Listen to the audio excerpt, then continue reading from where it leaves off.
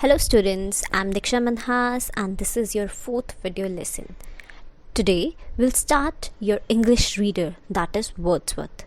So the first chapter of your English reader is the Pandavas' last year in exile. You must have read stories from the Mahabharata from your parents or grandparents. It is also running on TV these days.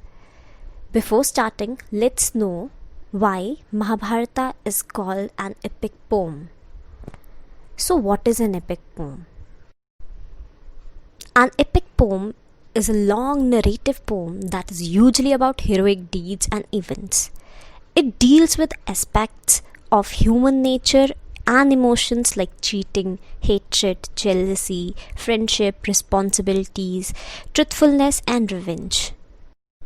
You might be familiar with the characters.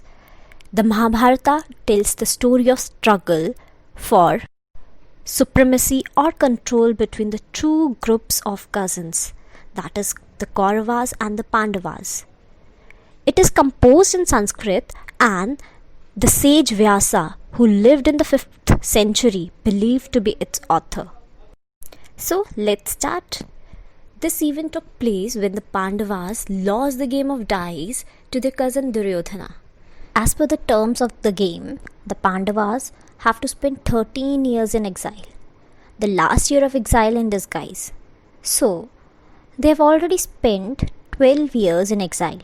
Now, in this last year, if they were caught, they have to spend again 12 years in exile. Pandavas already spent 12 years in exile. Now, for the last year, they choose kingdom of Virata to spend the last year of exile in disguise.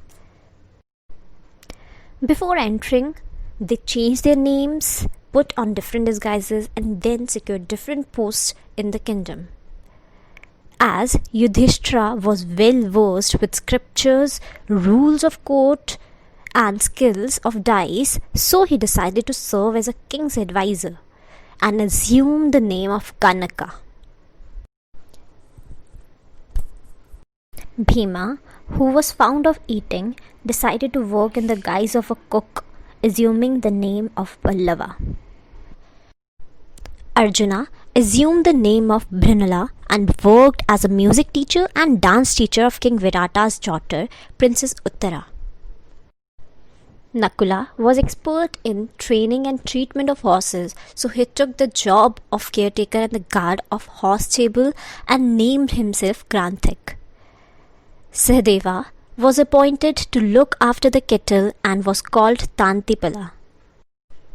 Draupadi was appointed as the chief maidservant of Queen Sudeshna. She was known as Serandhari. So this is how, without the knowledge of the people, all the Pandavas entered into the service of King Virata, in the hope that the men of Duryodhana would not be able to spot them. Thus, all the Pandavas and Draupadi were doing their duties properly.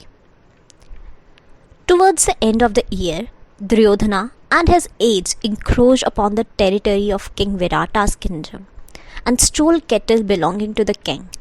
When the king heard about this, he sent his son Uttarkumar to fight the Kauravas' army.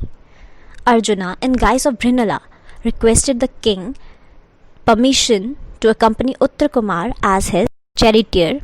The king agreed.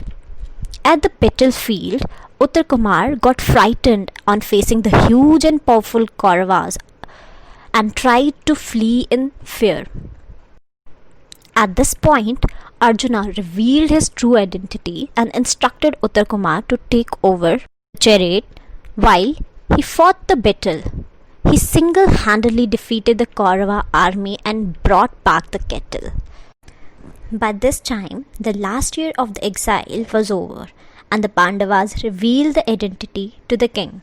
He was surprised and pleased with the happy turns of events. Thus, the exile for the Pandavas ended. This is all about the story. I hope you enjoyed and understood the chapter. Thank you, students.